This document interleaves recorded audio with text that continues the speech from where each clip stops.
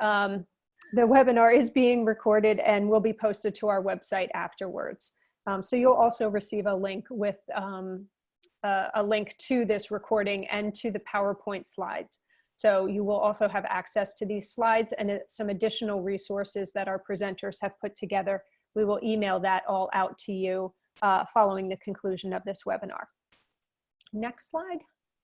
Lastly, we wanted you to know that the webinar is going to be interactive.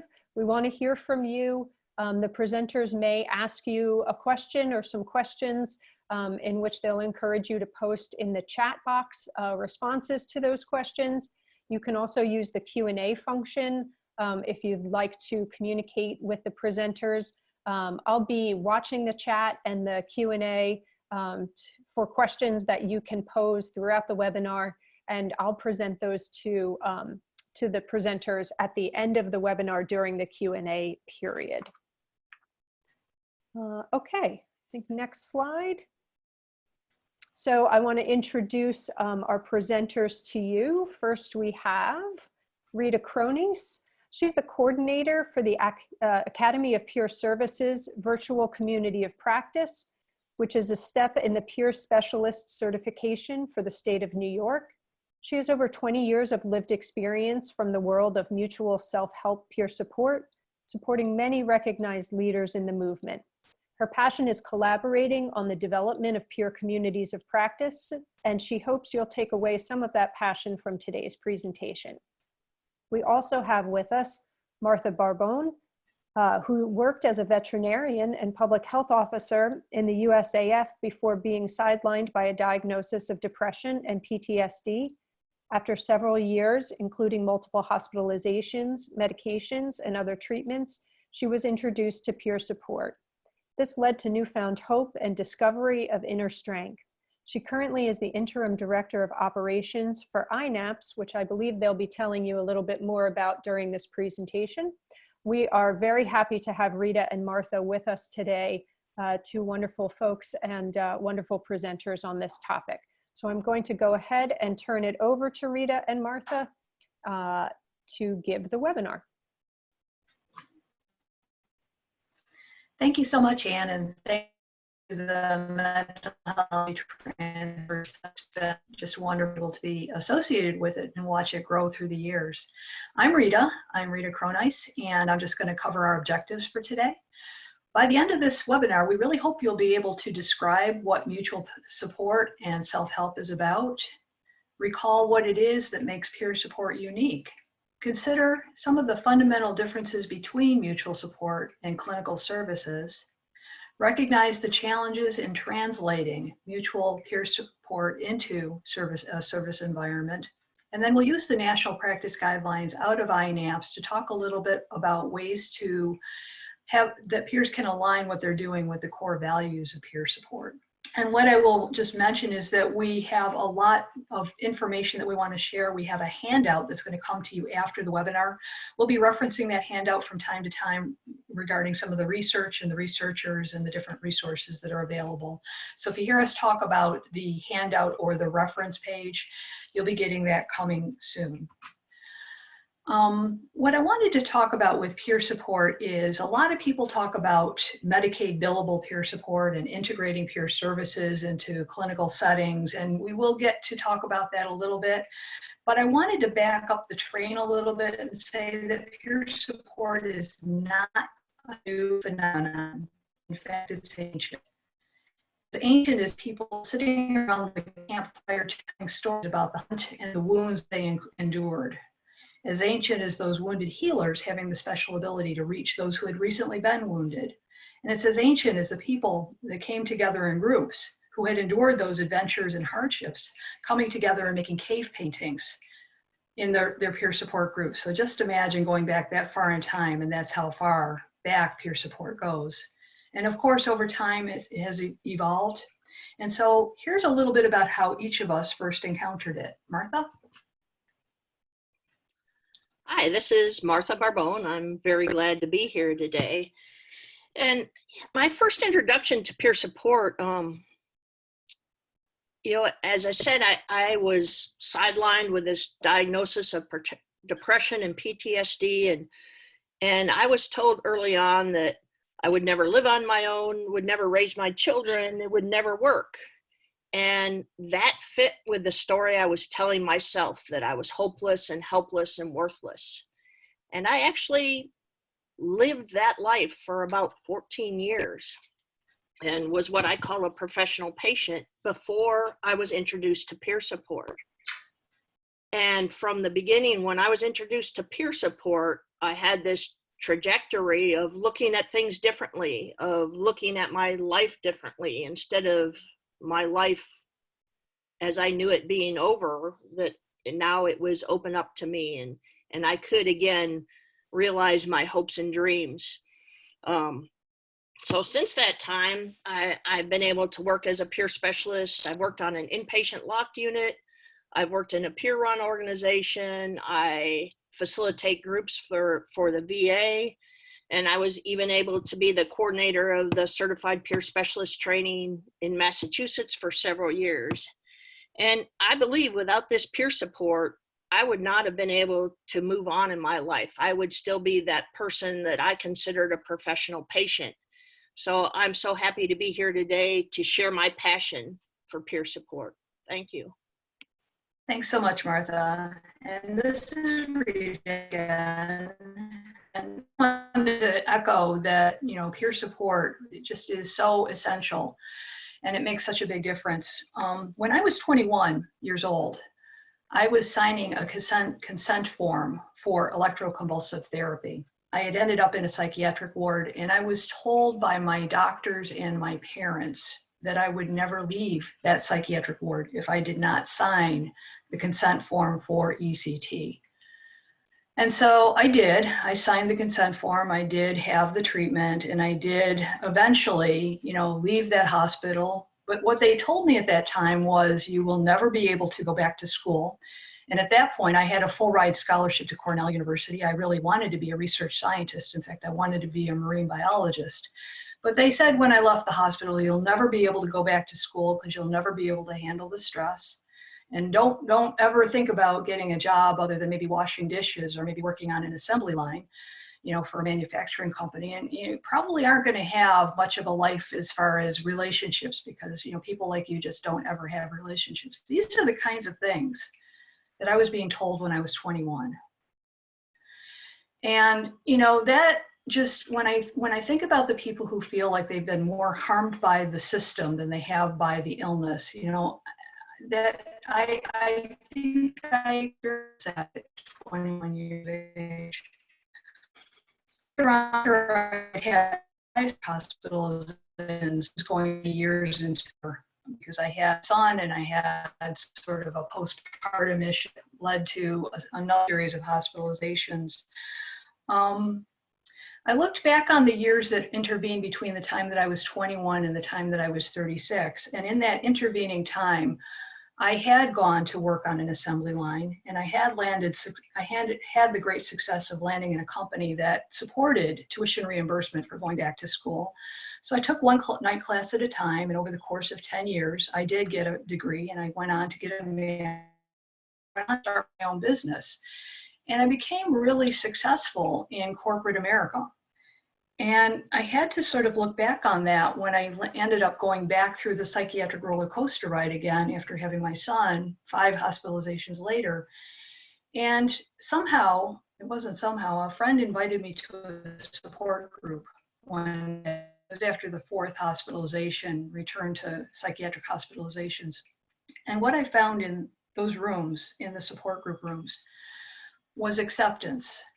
And it was acceptance not in spite of what was wrong with me, but it was acceptance because I belonged, because I fit, because everybody else knew what I was going through. And it wasn't necessarily the illness that I was going through, it was the way that I was being treated because of the illness. It was the feeling that I wasn't alone in this anymore. It was the feeling of connection. It was the feeling of learning together. And that is really what mutual support is all about. And I can say it's been 20 years now since I've had to go into a psychiatric hospital for myself. I've certainly visited other people who have been there, but I've never had to go back. And I really credit that largely to peer support. Rita, This is Anne. I'm sorry to interject here. We're having a little bit of trouble with your audio from time to time. So I'm wondering if you might Switch to the phone. switch to the phone. Exactly. Do you have the number? I can send it to you. Okay. Okay. I don't know. I don't want to hold Can you everything text- up. But Can you text it to me? yeah. Okay. Well, I could, but I don't know if I have your number, Rita. Okay. Ready? Yeah. Here, everybody. Here's my number. Everybody can have it. Do you have it? Not quickly. You want to give it to me or? Sure. It's 585-797-4641. Okay.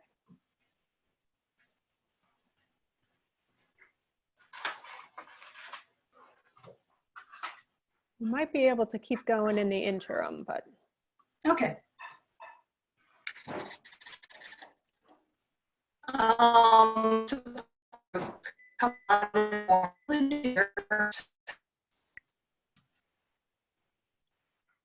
Therapies that are led by professionals, and we're not really talking in this webinar about group therapy. Instead, we're talking about peer-led groups that are sometimes called self-help groups, where there isn't a power dynamic. Everybody in the group is an equal. Everybody feels connected by sharing their own common experiences, and everybody gains a sense of hope when they're able to give and receive support through their sharing.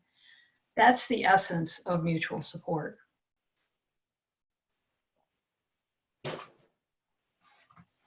So this is Martha. When we talk about mutual support groups, they benefit everyone involved, including the facilitators and the participants. Participation in mutual support is voluntary.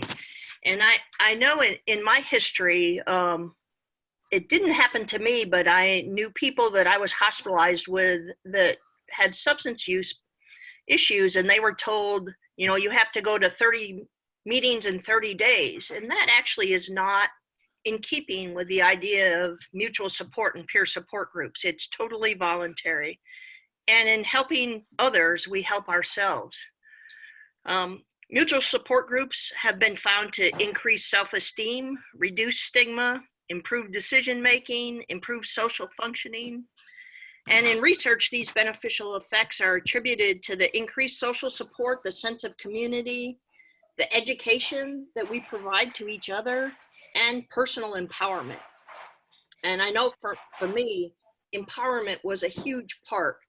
I had lost my voice in the system. I no longer felt like I had a right to talk or I deserved to be heard. So being introduced to peer support where I learned that my voice was heard and welcome was a real change for me. So some of the examples of peer support groups, there's a lot of them out there. DBSA, the Depression Bipolar Support Alliance, NAMI, we have Vet to Vet in the VA, Recovery Inc. Classic is AA, and the 12-step groups. There's also the Hearing Voices Network. Here in Massachusetts, we have a lot of alternatives to suicide, mutual support groups. Rita, are you there? I am. Can you hear me? Yes. Is that better? Yes. Oh, good. So I was trying to dial in and I lost track of where you are. Where are you? Oh, you're talking about the resources, about the peer movement. Okay. Back one. So it's still under what makes it unique. I'm so sorry, guys. No, back one slide. Okay. There we are. Yep. So we're now going on to intentional peer support. Is that correct? No. I'm just trying to catch up with where we are. Okay. Bottom of page 2. Back one slide.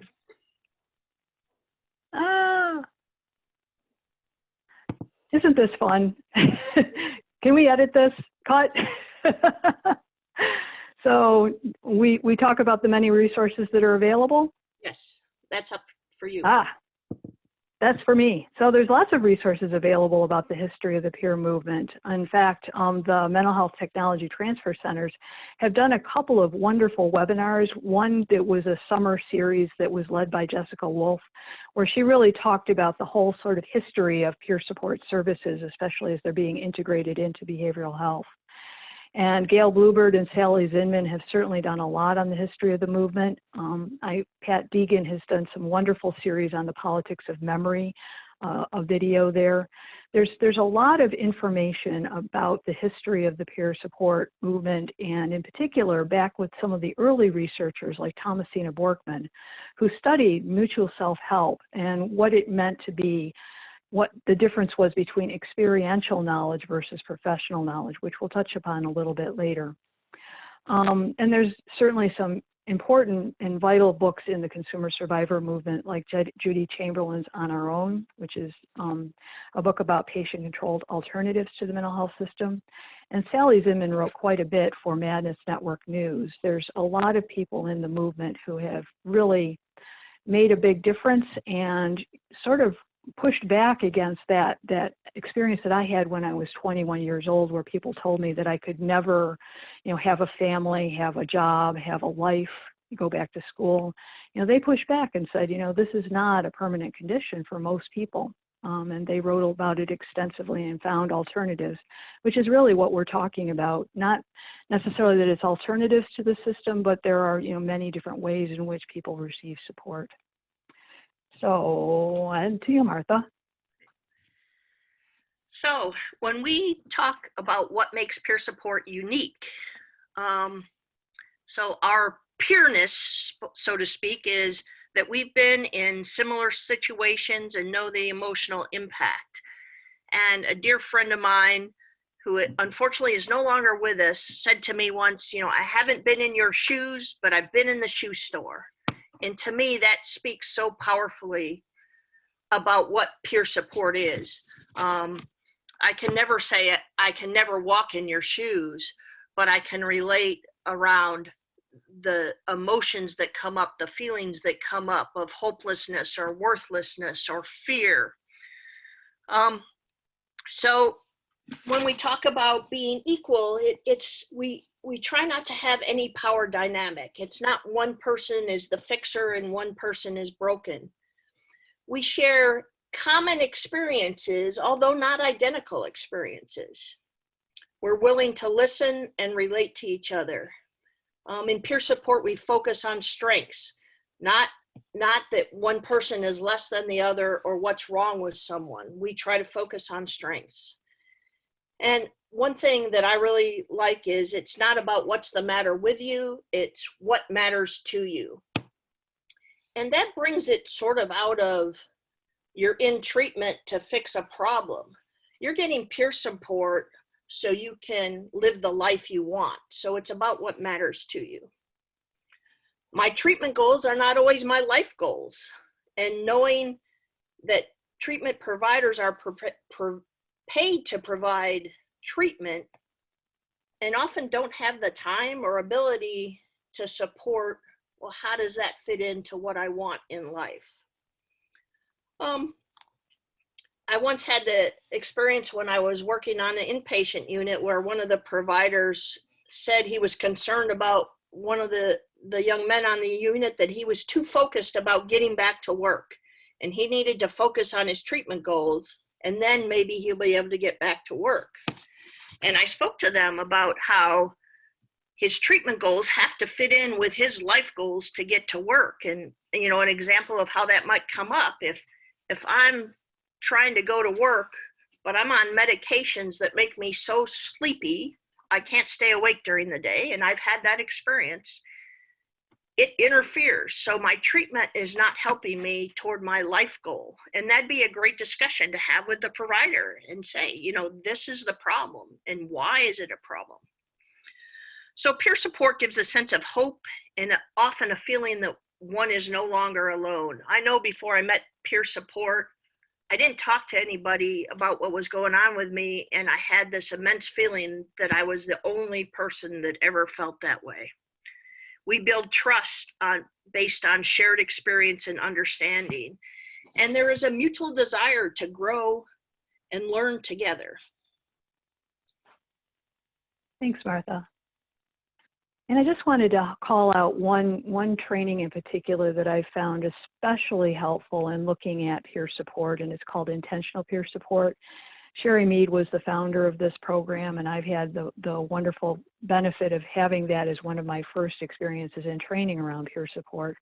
And it's really about exploring connection. It's about exploring how different people understand the world. It's about learning together. It's not about me fixing you or me helping you. It's more about how we work together and learning together on whatever it is that we're trying to accomplish.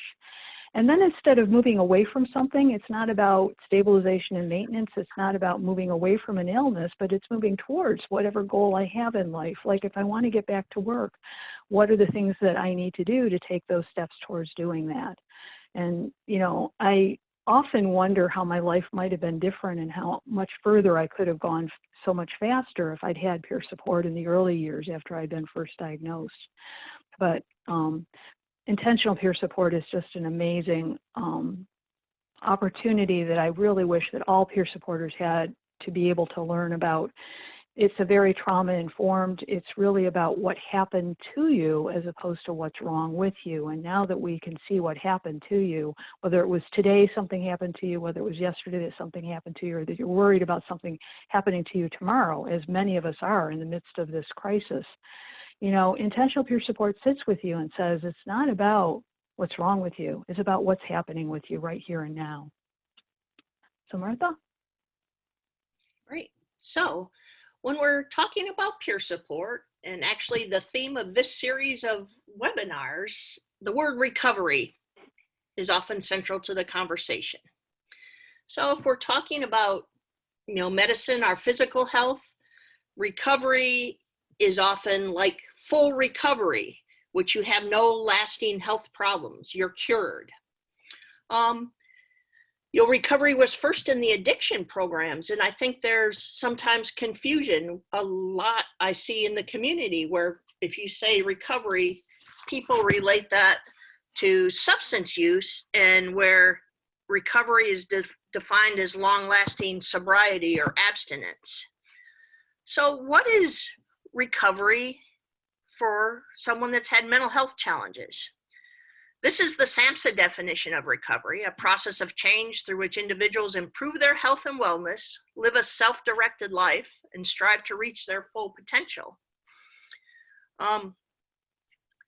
Many of us think of recovery as a journey, not a destination.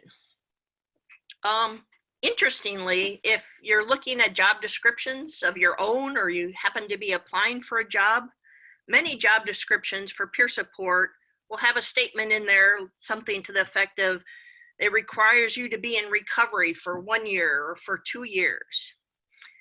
And I wonder just exactly what does that mean, and how do I measure that?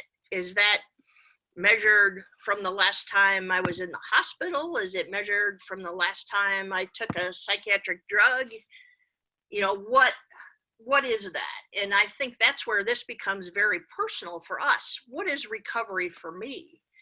Am I moving on with my life and living life on my terms as I want it? And that could be still having symptoms. It still could be taking medication. It still could be going to therapy. But I'm more in control. I'm directing that life.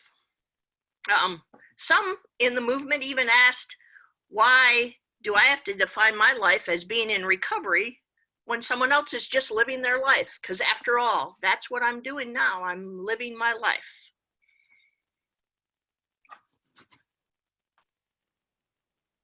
Thanks, Martha. And I actually, before I move on to this next slide, would like to invite people in the chat to just think about, you know, what does recovery mean to you?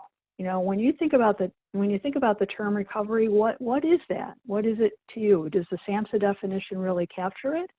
Or is it something different?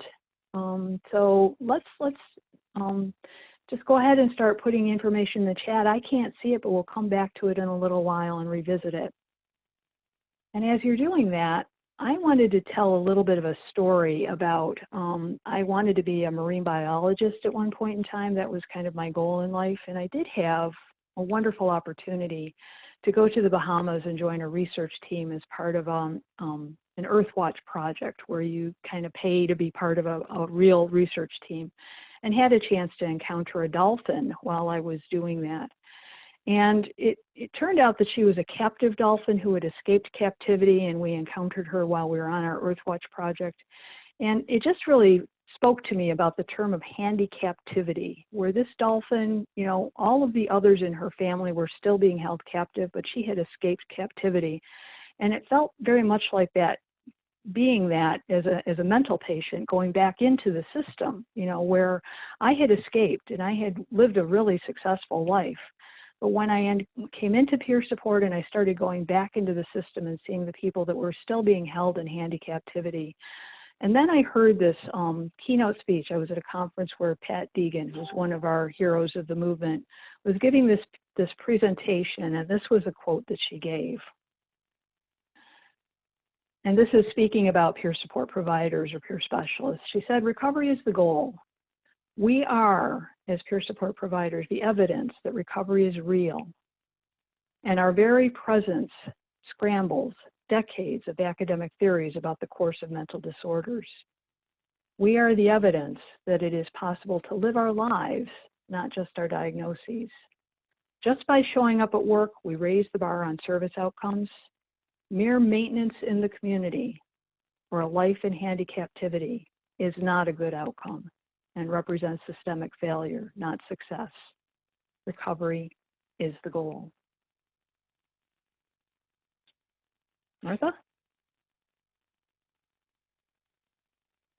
Oh, I'm sorry, I missed a cue here. I did want to mention that there are research studies that really validated the idea that recovery is real.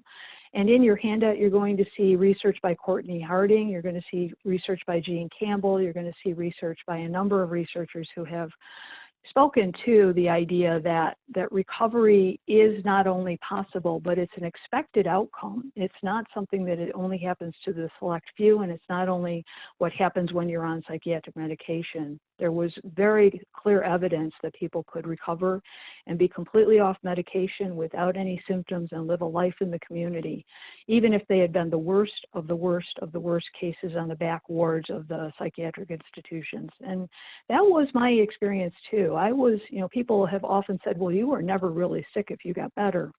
And that how could they know how bad I had gotten? So that was just something I wanted to share. And Martha, you want to talk about clinical services now? Yes. So the recovery movement has created this shift from a system that's more a maintenance-based, like we want to keep you stable, to a system where people receive support and enhance the skills they have to realize their hopes and dreams. So how is peer support different than what's available in traditional systems? In clinical services, and I'll say it's not true for all, but it's been my experience and the experience of many, that the provider is seen as the expert in the room. Their expertise is based on education, observation, assessment, and problem solving. And they make an assessment of, here is what I see is wrong with you. They aren't looking necessarily at what's right or what the strengths are. There's a power dynamic, and it's often paternalistic, where I know what's best for you. I'm going to do and tell you what's best for you. And I don't by any means think people in clinical roles don't have our best interest in mind. But when it comes across as, I know what's best for you and this is what you're going to do, you know, that creates this power differential. And the expertise is communicated one way, from the expert to the patient, the client, or the person getting services. And it often, the experience of people is even being afraid that they don't have a voice in that room. People don't speak up and ask questions. And there's a lot of reasons people don't ask questions. One, if I ask questions, you might think I'm stupid or I don't know anything, or you might think I'm argumentative and I'm challenging you, or I might not think I deserve any better. And I know your time is very important and there's people much sicker that need your help more than I. So I'm just going to sit here and be quiet and shake my head.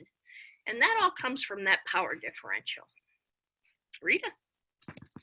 Oh, I'm going on, right? Yes, you are. So one of the major, or there's actually two, what I would call major divergence between clinical support and peer support. One is the centrality of mutuality.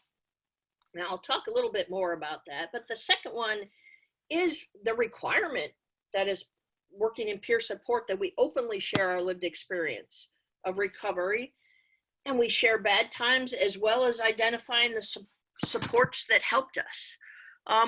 Often other providers are discouraged from sharing their experience. And at times that could be very helpful, could make us feel like we're not alone or we're not the broken one. But a little more on mutuality. It's foundational to what we do as peer supporters. We want to keep the playing field as level as possible. What I mentioned earlier, no one is the fixer and no one was broken. And the focus is on the relationship rather than on one person or the other person. And both people, or more if you're in a group, everyone is responsible for developing those relationships. In a paid peer support role,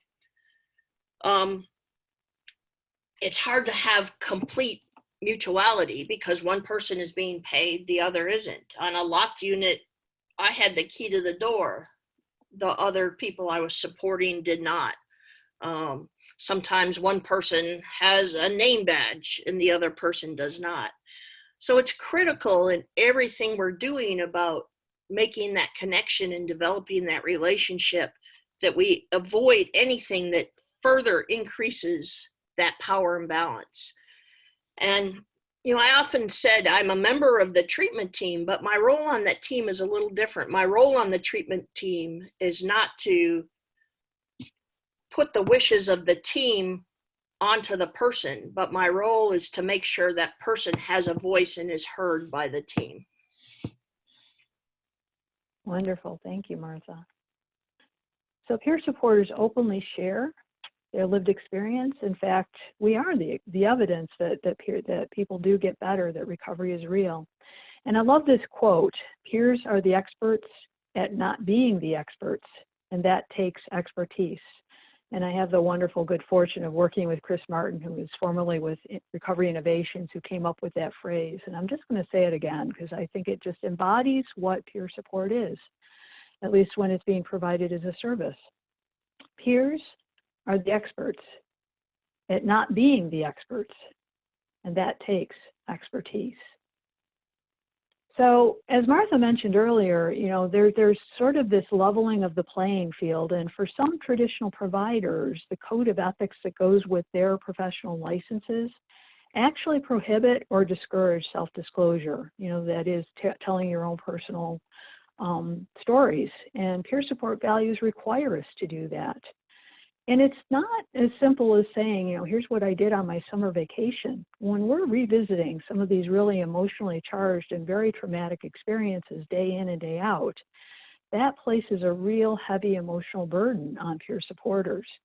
And yet we do it because we know how it helps people, and we know how we've been helped if we've had the good fortune of experiencing peer support ourselves. So we share our experiences of recovery. We're able to identify the supports we've found helpful, and often we share our experiences with providers. And when we share our experiences with providers, we hear what I mentioned earlier: well, you're different than my patients. You were never as sick as my patients. You weren't ever really sick to begin with. And when we hear things like that, you know, we have to shake our heads because, you know, we know what we went through, and we know what we went through in the system too as a result of that. And one problem is with the evidence that starts and ends with people who are still receiving treatment. The people that have left the system and not gone back are lost to the follow-up. They're not counted in the evidence, even though there's an overwhelming number of people that are out there who have gotten better. They just aren't seen by the evidence base that is looking at things like that. So I firmly believe if I had not encountered peer support when I was in treatment, you know, I would still be going in and out of the cycle of hospitalizations, because that was what my family knew. That was what I knew. That was all I knew at that time, at that point in time. So, yeah, I'm going to pass this on to Martha. All right, so I want to talk a little bit about self-determination. That is, in my mind, one of the number one things. And if you look at the code of ethics for many providers, self-determination is in there, but there's often a but. Like, we honor self-determination, but like, I'll honor self-determination unless I don't think you're doing what's best for you. And then I'm not going to do that. And one of the challenges in peer support is, how do you honor self-determination if you really believe someone isn't making the best choice? And it's something we face maybe almost daily and have to deal with. We remind ourselves that we're only the experts on ourselves. We listen. We're not there to fix. That doesn't mean we can't engage in problem solving with someone and support them. But it's supporting them to come up with a solution that works for them instead of us imposing a solution. We facilitate brainstorming. We don't necessarily direct or provide advice. That doesn't mean if someone asks for our advice, we can't say something like, well, I would do that, but I don't say that's what you have to do.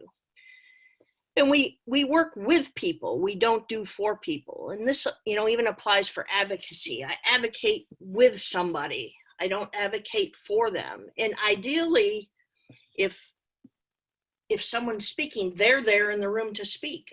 Ideally, if there's a team meeting, the person is there to speak on their own behalf. That doesn't happen in a lot of situations.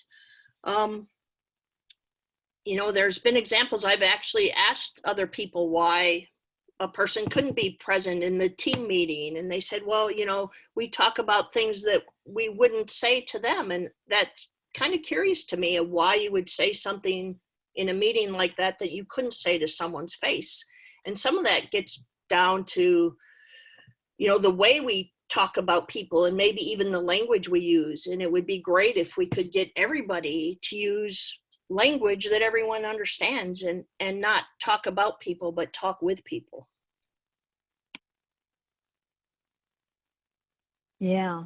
And before I move on to the next slide, I'm just pondering here, you know, the picture in the slide as we think about the virus crisis and the way that we have to have this social distancing now, and the whole idea that we're, you know, isolating from each other, which is such a challenge when we do peer support. We did a webinar yesterday, actually, in which we really posed this Strive for 5 challenge. A group in New York, a couple of groups in New York have come together to think about how do we reach out to people, you know, and just think of 5 people we want to connect with. And you can't connect physically necessarily, but there's lots and lots of other ways to connect. And as I'm looking at this slide, and I'm going a little off script here, Martha, so forgive me for a moment, but I wanted to just invite people in the chat as we think about what's happening with the COVID crisis and thinking about peer support in general, and even if you're not a peer supporter and just learning about it, how do you stay connected with people right now? And maybe there's 5 people in your life that you want to make sure that you're connecting with. Just in the chat, maybe talk about how do you connect with people? How do you support people? And how do you make sure that people know that they're cared for and that we're working with people and not doing things for people? Sorry for the little off-script intervention there, but I just wanted to talk about peer support is strength-focused, empowerment, and it's helping people to build strength through mutual support. So a little while ago, when he was leaving his post, Thomas Insel, who was the director of NIMH, posted a blog, and here is a quote that came out of that blog, where the title of the blog was 20 billion fails to move the needle on mental illness. And this was posted on May 23rd, 2017. I'll just read the quote very quickly here. So Thomas Insel said, I spent 13 years at NIMH really pushing on the neuroscience and genetics of mental disorders. And when I look back on that, I realized that while I think I succeeded at getting a lot of really cool papers published by real cool scientists at fairly large costs, I think 20 billion, I don't think we moved the needle in reducing suicide, reducing hospitalizations, or improving recovery for the tens of millions of people who have mental illness. And I just want to let that sink in for a moment.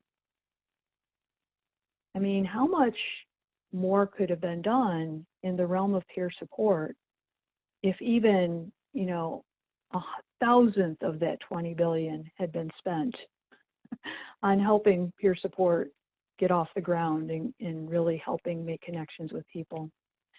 So I'll go on, or I'll pass it back to Martha.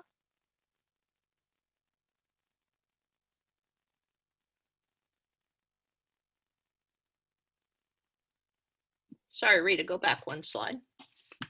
Oh, sorry. So one thing we talk about is in peer support, being in but not of the system. So we're working in peer roles, so we're working in the system.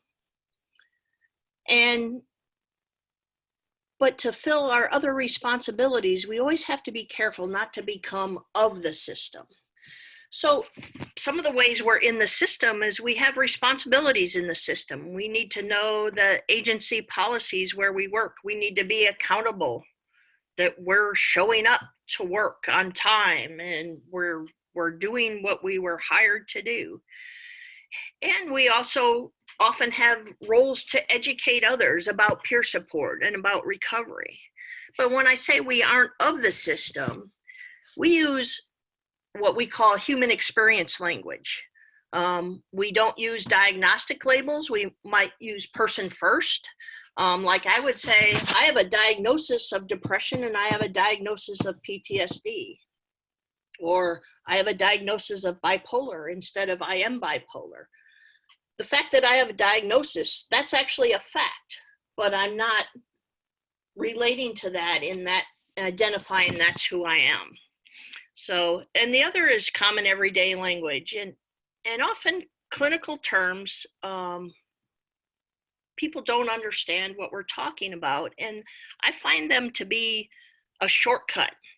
If I were to say, I'm manic today, would you have any idea what is going on with me? Versus if I say, I haven't slept well for several days, I can't sit still, I can't focus on anything. And then I can identify with, this is what's going on for me.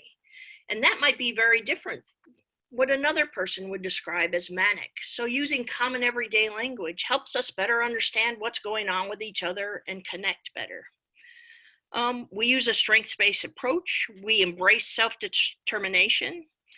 And we create conditions for empowerment to occur for individuals to connect to their inner wisdom. We prioritize partnership with individuals to make sure their voices are heard. So our different language and approach has the potential to impact not only people that we're supporting and us, but also co-workers in the organization and the broader system itself. Not only are we modeling recovery, we're modeling a whole different approach. Rita? Thanks, Martha. And this is a very busy slide, but I'm going to give a shout out to Andy Bernstein, who actually came up with this probably sometime in 2015. He's with the Psych Rehab Association, and he did a webinar where he just really described the different worldviews on helping.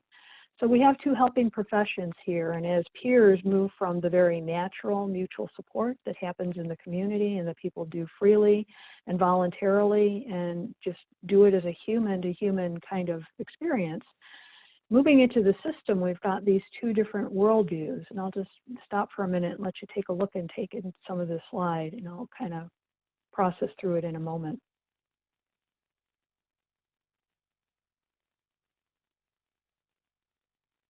So on the one side, we have the professional model of care, which is based primarily on book knowledge, whereas in the consumer empowerment mutual help world, it's really primarily experiential knowledge. And that's what Thomasina Borkman, who was one of the early researchers and wrote many papers on about experiential knowledge, was talking about.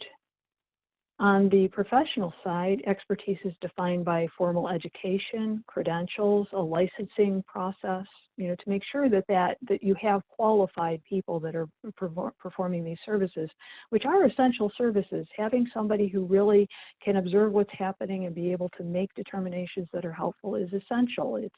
We're not saying that that's not needed, but it's a very different worldview than when expertise is defined by my own lived experience.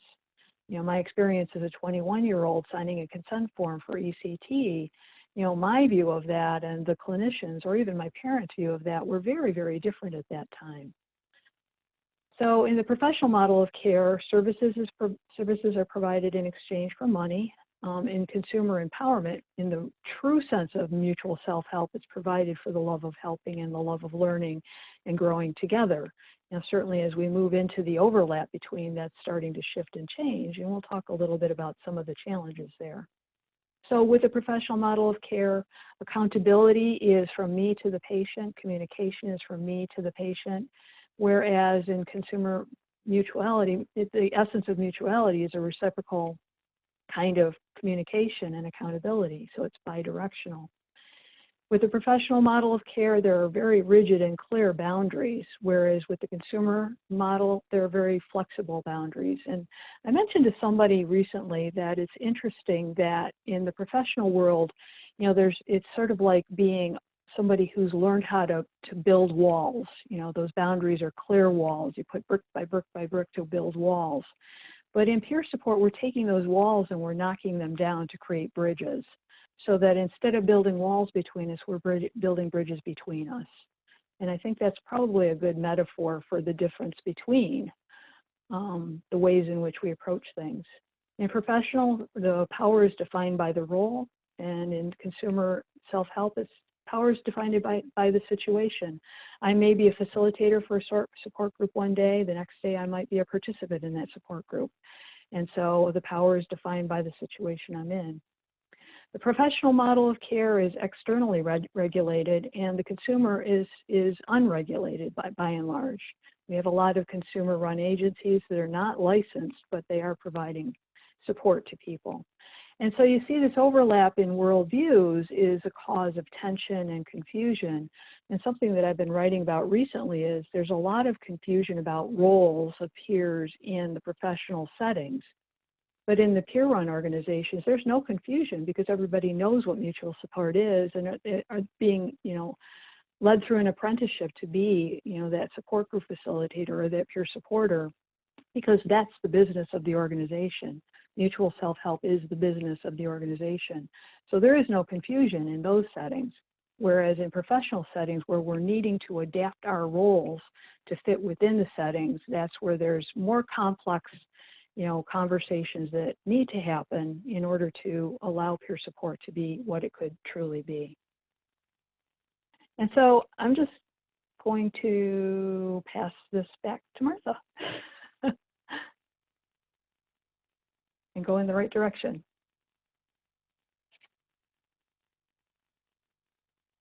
Oh, I think I was supposed to talk about support versus service, right? Yep. So support versus service, I think I sort of mentioned as we were going through that process. Support is the mutual self-help paradigm, and service is the professional paradigm. And the distinction between support and services is where there's a lot of confusion. So one thing that I often see come up is like the topic of boundaries. And if we look at it more from a systems perspective, with paid, boundaries are often connected and determined by my role with the organization. They might say, you can't see anyone outside of your normal hours. You can't go to any social function, or you can't drive anyone in your car. Whereas if I'm just offering support freely, I still have personal limitations to what I can and can't do. I can't be present 24/7 for someone. And those personal limitations can depend on the situation, and they can change day to day. And some of them might be the same as professional boundaries, but it's a little different way to think of that. So in the chat, we'd like you to put what challenges you have seen between integrating peer support with clinical service. And I know some of it has already appeared in the chat.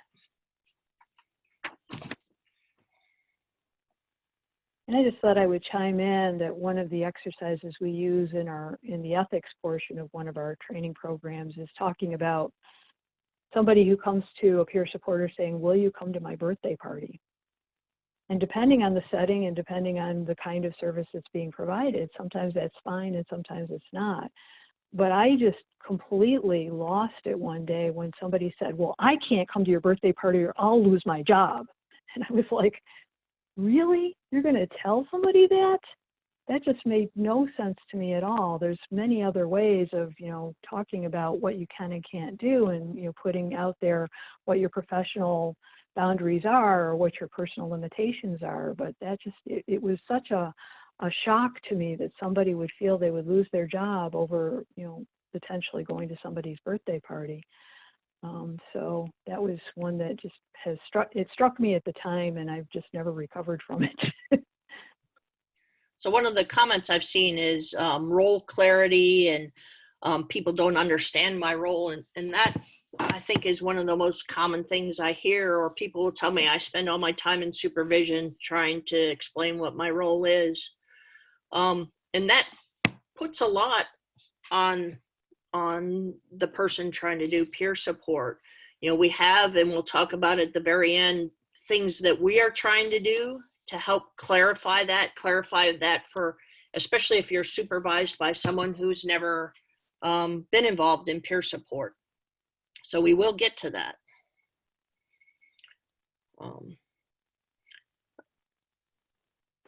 So I just wanted to jump in here and say that I've been involved with the International Association of Peer Supporters, which originally was the National Association of Peer Supporters, and it recently reverted back to the National Association, which is a much longer story than we have time to tell here.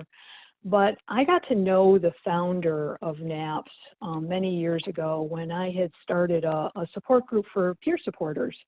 The group was called the Monroe Association of Recovery Specialists, or MARS. Marvin the Martian was our mascot.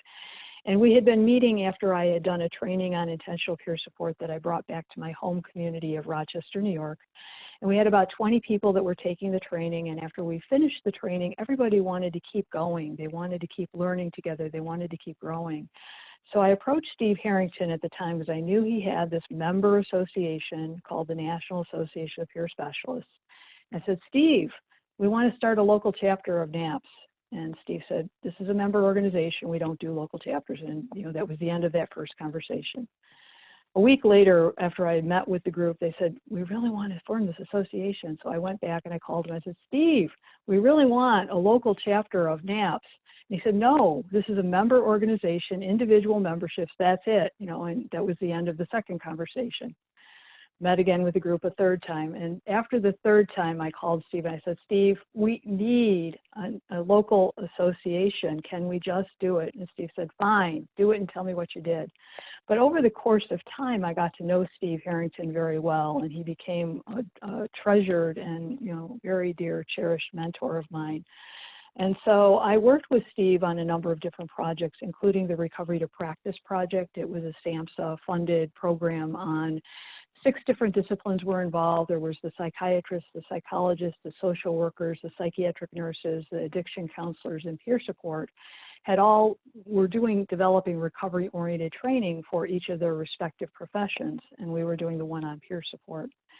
And over the course of time, I also got involved in what we'll later share with you as the National Practice Guidelines on peer support or peer supporters.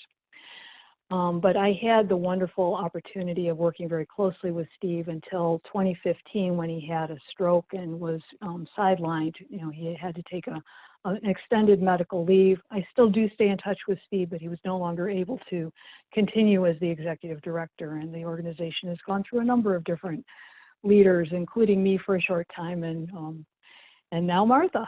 So Martha, you want to talk? So some of the, I guess, the advantage of INAPS, you know, for me, you know, it's a best kept secret. You know, in addition to sort of tangible benefits, the conference, the annual conference, webinars, things like that, it's a chance to be part of a network of people that really is trying to make a difference and change the experience of people working in peer support, advocating in some ways to get us recognized as this unique profession, get people a living wage, get supervisors and organizations to understand the role of peer specialists so they're not so often pulled out of that role or put in positions where they think their values and ethics are being challenged. So for me, you know, it's been great. I've been able to experience just a very diverse viewpoints, and hear different stories. And, you know, the emphasis that we've had in the past year is on workforce development and the supervision guidelines, which I alluded to, that we'll talk a little about. And one thing just for this year, not on the census that is out now, but this fall, there'll be another form of the census. I think it's called the American Community Survey, and that's where you actually write down what your occupation is. And we're actually trying to get everybody who does any kind of peer role to identify as a peer support specialist, because that will show the government in numbers there's a lot of people doing this work, because right now we're not recognized as a unique occupation. Want to go on, Rita? Sure. And we did a whole hour-long webinar on the National Practice Guidelines, so I'm not going to go into a great deal of detail here. If you go to the INAPS site, or the National NAPS, still getting used to NAPS again, go to the NAPS site, you'll be able to see a whole hour-long webinar on how we developed the National Practice Guidelines. But the short story is that we, at the 2012 National Conference in Philadelphia, a lot of people were looking towards the idea of developing a credential very much like the CPRP credential, doing something very similar for peer support. And so in order to enable that to happen, we needed to do a very extensive literature review. We needed to develop practice guidelines. We needed to develop core competencies and standards of practice. It's a brand new profession, and we were just, you know, kind of feeling our way through how to do this. And so in 2012, we had a task force that got together. We looked at all of the guidance that we could find in the states. And at that point, it was just 5 years after the Medicaid guidance came out that, you know, the peer support services could be billable to Medicaid. And some of the states were starting to implement those programs, but it was still fairly new. And what we were seeing at that point in time was a lot of codes of ethics and a lot of guidance on what peers should not do, shall not do. Peers will not do this. Peers cannot do that. Peers shall not do the other thing. And it was like all these guidelines that were coming out were based on liability, risk assessment, fear, what the peers are going to do. And we're like, we can't define a profession on what peers can't do. We can't do that. What we need are clear guidelines of what peers do. And that's a lot of where the practice guidelines came from. We looked at a lot of the studies that were coming out of the consumer operated service programs, out of the trauma informed world, and out of the rights protection organizations like the World Health Organization had some wonderful guidance that we included. And as a very reciprocal move, they included our national practice guidelines in their quality rights curriculum for peer supporters all around the world. So it's an odd kind of thing that the national practice guidelines here in the US are better known internationally than they are here in the United States. But go ahead and launch into, we're just going to step through what these 12 core values are of peer support. What we did have when we did a survey, we did a number of consensus building steps, but we did a national survey. We had input from 1,000 people, and we had 98% agreement. And I'm just going to say that again, 98% agreement among the peer world. And where do you get 98% agreement for anything anywhere? But 1,000 peer specialists agreed that these were core values of peer support. So we'll step through each one of them one by one. Go ahead, Martha. Yeah, let's just go through relatively quickly. This, in case this Rottweiler here is my older dog King, and the little one is Lynn Legere's Izzy when he was a little puppy. And as you can see, they're having voluntary peer support. They're just out there meeting each other on their own terms, not forced by anyone, and they're choosing to be together. Peer support's voluntary. It should be voluntary for the people who we're supporting. And it's also voluntary in that I can't be the best person for all people. And it's on me if I think don't have the skills or the experience to support someone, to help connect them to someone else that they can connect with better.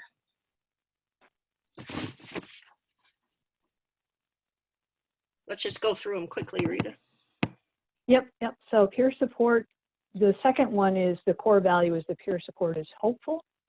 And the practice guideline is that peer specialists share hope, and it sounds simple. There's actually there's a lot more to it than just these few words. The guidelines provide very clear guidance, but we're just going to give you a really quick overview of that. So by sharing our personal story, including struggles and triumphs, we offer hope to others who may have no hope or feel alone in their struggle to live the life they want. Peer supporters help explore hopes and dreams that may have been given up on. So as peer supporters, we're open-minded. And I used to say, I'm striving to be non-judgmental. I tell you, I'm judgmental. I'm judging myself all the time. I'm judging all the others all the time. But what I've learned is I don't need to speak or act based on that first thought I have, and I can approach someone with genuine curiosity. By that, I mean being really curious. What's my experience that's leading me to my thought, and what is their experience, their worldview that's leading them to a different path? So asking questions about, what does that look like for you, or what does that mean for you? And being trauma informed. We also don't determine the path or a pace. When I first became a peer specialist and I was bitten by the recovery bug, so to speak, I was out there, you can do it, you can do it. If someone had come at me with that kind of attitude earlier, I would have said, get out of here, you don't know me. So we have to be able to go at the pace the person wants to go. And we have to be open to harm reduction. Rita? Yep. So we're empathetic. The guideline is we listen with emotional sensitivity. And peer supporters understand that even though others may share similar life experiences, the range of responses may vary considerably.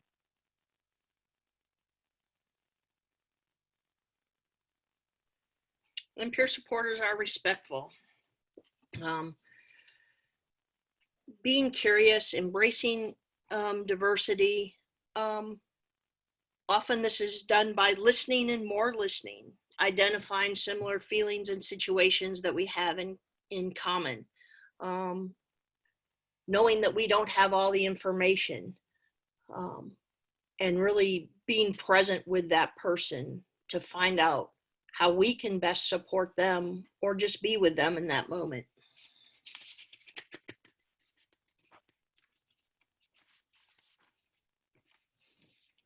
Rita?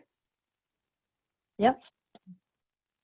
So this is one of the ones that this is the one that came out of the World Health Organization, and they really talk about respecting and protecting people's rights and educating and advocating. It's not about being the bully, to make sure that people do things the right way, but it's about educating and advocating for there's other ways of handling things. There's other ways of making change. So as a change agent, peer supporters have the potential to change beliefs, like belief in recovery. There's something called the clinician's illusion, where people who are in the system providing services see only sick people day in and day out and don't ever see the people who leave and got better.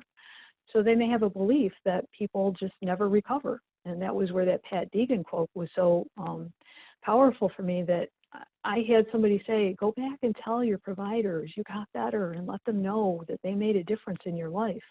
And I think that's just a really powerful thing that we can do to help change beliefs, is to say, when I was here, I was really sick, but you made it better for me, and I really want to thank you. And I think, even in today, as we think about the healthcare providers that are out there doing the very best job that they can under the most challenging of situations, that if we just continue to thank them for doing what they're doing and appreciate what they're doing, it's going to make their life so much easier than if they don't feel appreciated.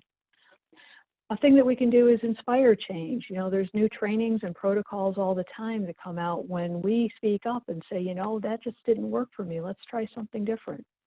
And we can create or become a part of creating these new practices. We can eliminate or be part of eliminating the practices that are not so helpful. And we can move the system to a better place just by being there. So peer supporters recognize that there are injustices that peers face in all kinds of contexts, and act as advocates to educate and facilitate change wherever possible.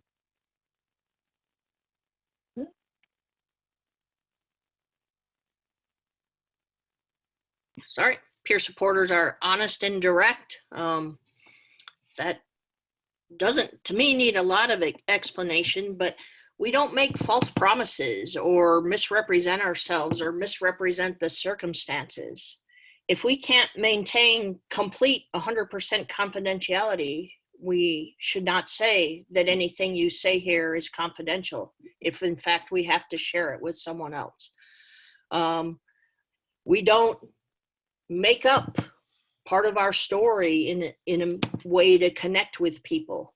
We connect over the feelings. We don't have to have the exact same experiences, and we can be honest about that. We can be honest when we don't connect about something.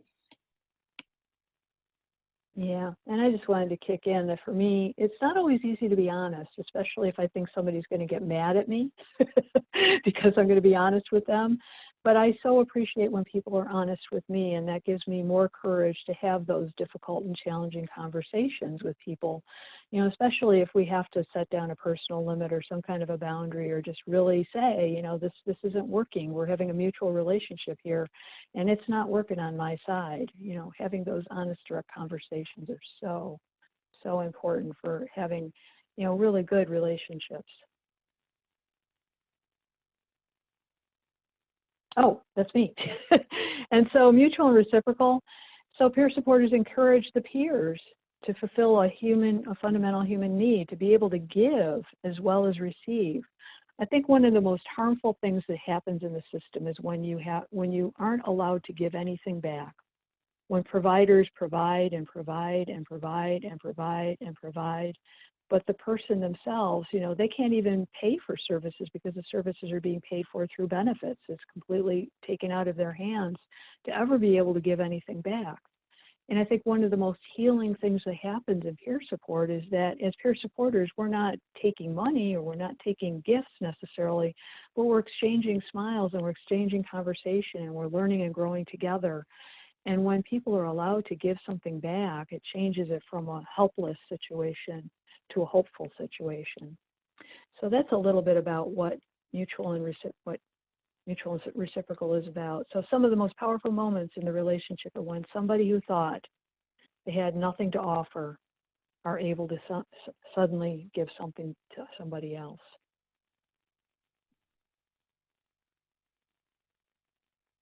Hey, buddy. Are you going to advance? So Peer support is about equally shared power. This is another one of my dogs, Archer. I think this embodies peer support. In the relationship I have with Archer, I do have some power over him. I get to control what and when he eats, and I put that leash on him. But when we go for walks, it's very mutual. Everything we do on that walk is about equally shared power, and neither one of us has power over the other one. We embody equality whenever possible, and as peer supporters, we'll try to avoid duties that put us in a position to have power over them. And some of those classic duties that people are often asked to do, being a rep payee, being involved in making sure someone has taken their medication or counting pills, or being involved in any kind of restraint or seclusion.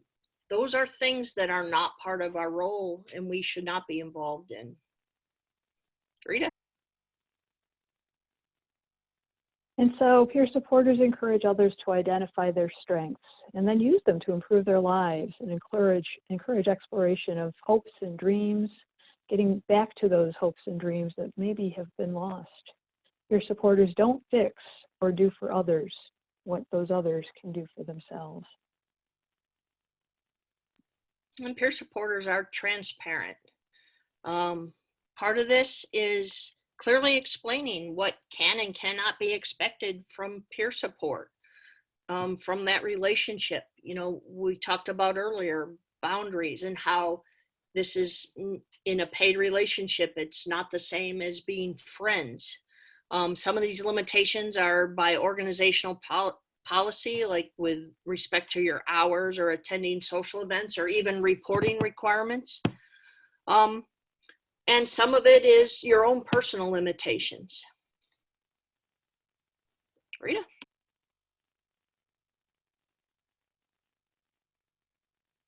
And so here we are behind the driver's seat, you know, getting back in the driver's seat of our lives. So when we're person-driven, we're focusing on the person, not the problems. So we support people to get back in touch with their own inner truth, their wisdom, their personal power and potential. It's a challenge sometimes for peer supporters to stay out of the driver's seat. You know, it's so much fun driving that, you know, we sometimes forget that it's really the person's car. And I remember in a person-centered planning program that Janice Tondora was leading person-centered planning in our region for a while, and she does such a wonderful job of talking about. At one point there was somebody who said, you know, how can I get in the driver's seat if I'm not even in the damn car? And that was so true of what happens sometimes when people are, you know, there's meetings about people without them. And as peer supporters, if we're attending meetings that are about people where those people aren't there, we should at least be asking why. Why is it that they're not in the driver's seat of their own car? So before we move on to the next slide, I just wanted to mention that INAPS has been working over the last couple of years, the last 2 years. We took the national practice guidelines that were issued by INAPS in 2013. They've been out since the summer of 2013. And we started recognizing that there were increasing tensions and there were a lot of issues that were coming up where supervision was seen as the golden, fix to all of the problems of integration. And yet supervision wasn't always working out as well in some places as it was in others. And as INAF started getting reports of what was happening with supervision, it was really clear that what was happening was that there were peer supporters who were being, hired into organizations where the peer supporters themselves had never experienced mutual support, had never been to support groups, had never received peer support for themselves. Being hired into organizations where the supervisors had no idea what mutual support was about, had never been to a support group, had no idea what support was, or how to begin to even counsel or lead people to understand what their values were or what their practices are. And so over the course of 2 years, we gathered a lot of information into a repository on supervision, and we took those initial practice guidelines that we just stepped through here. And we said, how can we, first of all, educate and educate supervisors on what these core values are and what the guidelines are and what they look like in practice, and then help them to educate their staff and continue to come back to the fundamental principles of mutual support and what that looks like in peer support. So that's just a teaser for what's going to come next week, because Joanne Forbes is going to be talking about supervision, and we'll hopefully be able to share a little bit about what INAPS did with that in the supervision webinar. So at this point, I'd like to close and hand it off to Anne for Q&A. Thank you, Rita, and thanks to Rita and Martha so much, and to all the participants on the webinar who've been actively using the chat box and sharing resources and making comments. It's really wonderful. So I did want to open up the Q&A period. So I want to encourage anyone who has any questions for Rita or Martha to go ahead and type them into the chat box now. We do have some questions that have come in throughout the webinar, but I do want to, just make sure everybody knows they have an opportunity now to ask additional questions. And so let's see, I have several, so I'm trying to find some that'll be good and relevant to a bunch of folks. So let's see. Can you talk a little bit about the relationship between a peer provider, peer supporter, and the person they're engaged with, in terms of what type of how would you define that relationship if that relationship ends when services end? Well, does that question make sense? This is Martha. It does. Okay. It's interesting because it really varies if you're working in for a clinical organization, or if you're doing peer support in a peer-run organization. I mean, either can be paid, but that relationship is often very different. And I think it also, sometimes there's organizational policy that guides that. I know in Massachusetts, our code of ethics specifically addresses intimate relationships, that you won't have intimate relationships, within 1 year of having provided peer support with someone. It varies so much, organization to organization and state to state. I've worked in roles where I've definitely, and I've seen other people put this in the chat, I drive people in my own car. I go to social events to people. I've gone, when someone has been performing music, I've gone and listened to them. So, part of I think the problem we see is when the peer support role was created, none of us were out there working in the role and involved in the original creation of what that role would look like. Our role was created for us by other professionals. And now we're in the position where we're really claiming what our role is, and we're going back and trying to redefine it, even though many of us have already been working in ways outside of that role. And that's particularly challenging. And it's also challenging because not only does it vary state to state, but it varies organization to organization within a state. Mm-hmm. Yeah, and I was going to add that by definition, peer support is dual roles all the time. I have many people that I'm in dual relationships with, and it's fine. We find a way to navigate and negotiate it, and it's usually not an issue. And when I think about it, it's really different from, urban settings than it is rural settings. If you're in a small community, you're in dual relationships with people all the time, and you can't avoid it. So you learn to navigate it, and good relationships mean you learn to navigate it. And if an organization is going to say that you can't have a relationship with somebody, I might rethink wanting to be employed by that organization. And I think when it comes down to the people involved, it's about trust. One, can we separate what we've learned about someone in that relationship that needs to be kept confidential, that isn't part necessarily of the friendship, or isn't shared, I should say, outside of that relationship? If you can maintain the trust and respect, I think those relationships can continue. Thank you. So there was a question that came in earlier. There are a lot of really good questions coming in, so we're going to try and get to as many as possible. So there was a question that came in earlier that I wanted to make sure to get back to. It came up, Rita, when you were talking about the slide that Andy Bernstein had created, and you mentioned that the power was defined by the situation. Could you elaborate on that a little bit more? Well, I think I mentioned that, you know, if I'm going to a support group, one day I might be a facilitator, another time I might be a member of the group and not be the facilitator. That's one example. But, you know, power, when we're talking about peer support, we're doing as much as we possibly can to level the playing field and make it not about a position, but rather about a relationship. So when you think about power dynamics, relationships are like parent to child or adult to adult.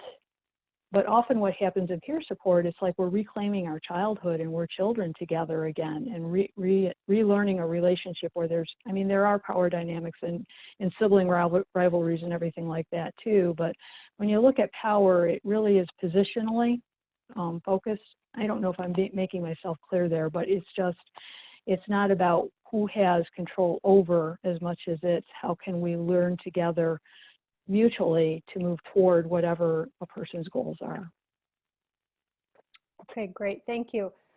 There's a couple questions in here that I think we can maybe answer by actually referring to another opportunity that we're going to have. So I saw a question about the current challenges related to the COVID-19 crisis that we're in. There was another comment about having to try to connect with people using phone calls in this particular situation, and that's not necessarily working really well. So I did want to just mention that we will be sending out notifications. Rita has been doing this. We're going to expand the audience a little bit.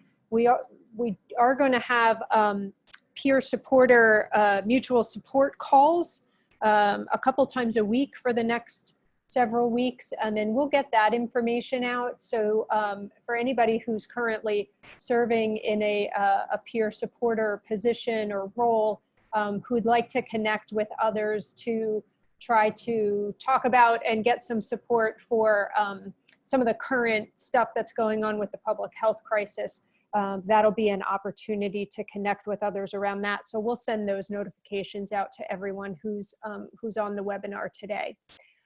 There's a couple questions about how to become a certified peer supporter. Are either of you able to give some information about that? And also about how to become a peer supervisor? Yeah, and I wanted to just backtrack to, we provided a number of online resources in the reference sheet that's going to be coming, the handout that's coming afterwards. So there's a wealth of information in there and a lot of websites for online peer support that are available that we pulled up, and there's a lot of information there as well as what we're going to be doing.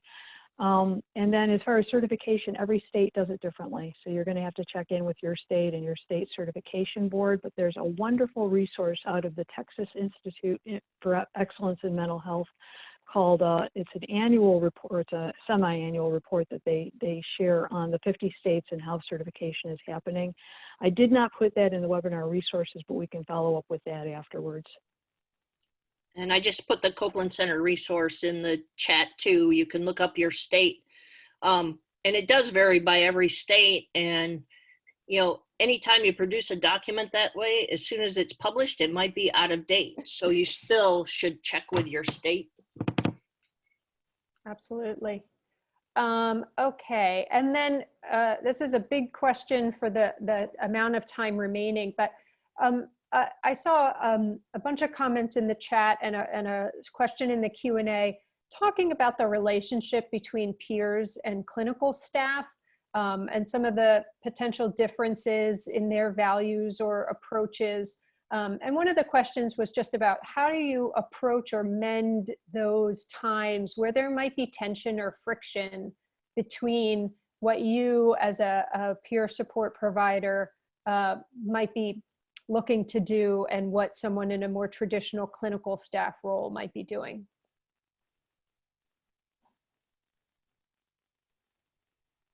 My immediate response is that there is an implementation guide that's coming out from there's an organizational readiness toolkit that was developed in New York City, and they're doing an implementation guide on how you have those conversations, how you navigate the workflow that happens, how you recognize that it's not about the people, it's about the processes that have been created around those people that causes more of the tension than the people themselves. People get put into processes that are broken, and trying to figure out how to fix those broken processes so that people understand what their role is and how they can best carry out the role that they're in without, you know, rubbing up against what other people's roles are. So there's a whole implementation guide that's coming out in New York City over the next couple of weeks, and we're going to be doing webinars on that in our academy soon.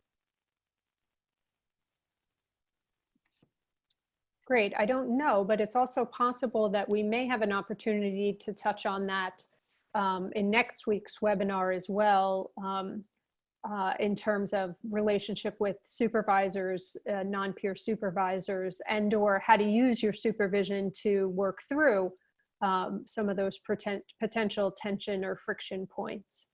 I think you're right. I think they will be covering that. Excellent. Yes. Terrific. Well, we are right at 2:30, and so we want to be mindful of the time. I want to just extend my deepest gratitude to Rita and to Martha for putting on this webinar. We really appreciate all the information.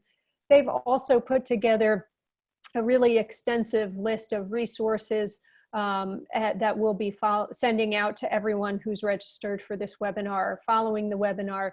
We also have recorded the webinar, and we'll post it to our website and send out a link if you want to share it with others or if you want to go back and listen. So thanks to everyone. We hope everyone is staying safe and taking good care of themselves, practicing good self-care. We really appreciate you joining us for this webinar, and we look forward to having as many of you as possible in next week's webinar as well. And again, a final thank you to Rita and Martha. Thanks so much. Thanks, Anne. Thank you all.